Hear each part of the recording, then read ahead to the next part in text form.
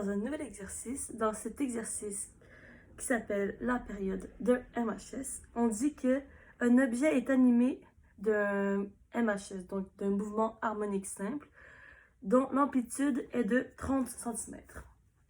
A est donc égal, A est égal à 30 cm. On dit que lorsqu'il passe à la position centrale de l'oscillation, le module de sa vitesse est de 2 mètres par seconde. Donc sa vitesse centrale est de 2 mètres par seconde. Et on nous demande combien de temps prend-il pour effectuer un cycle d'oscillation. Alors, en d'autres mots, un cycle d'oscillation, c'est la période. On demande ça prend combien de temps à cet objet pour faire une oscillation complète. Donc, on cherche T, la période. Ici, l'astuce à savoir, c'est que V, la vitesse de l'objet, quand il se trouve à sa position centrale, dans un MHS, ça va toujours correspondre à la vitesse maximale de l'objet pendant toute l'oscillation. En même temps, vous imaginez un ressort, parce que le ressort, ça va...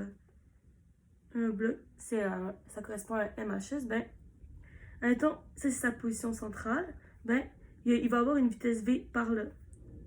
Puis là, un peu plus tard, le bloc, il va se trouver ici.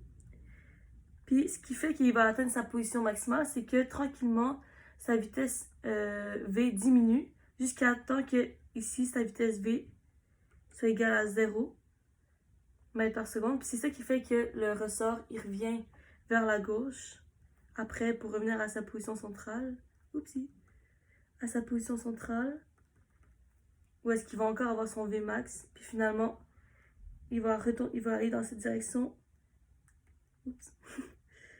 Dans cette direction et il va s'arrêter quand il va avoir atteint une autre encore. Il va avoir tellement ralenti que sa vitesse va être de 0 mètres par seconde.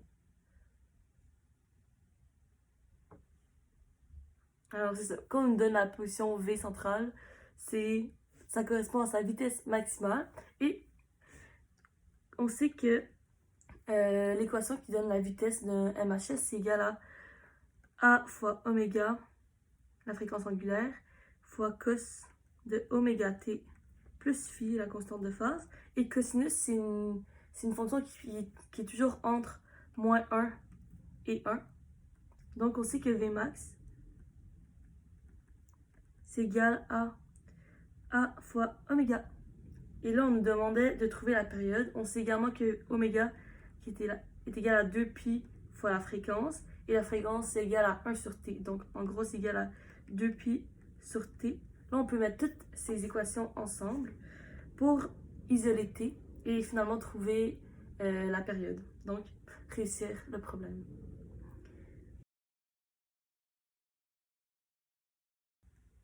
Voilà, alors on a trouvé notre réponse. C'est ça qui complète cet exercice.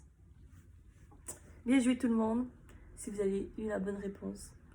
Et aussi bien joué si vous avez compris mon explication, parce que peut-être que c'était pas la meilleure explication, mais j'ai fait de mon mieux. Voilà.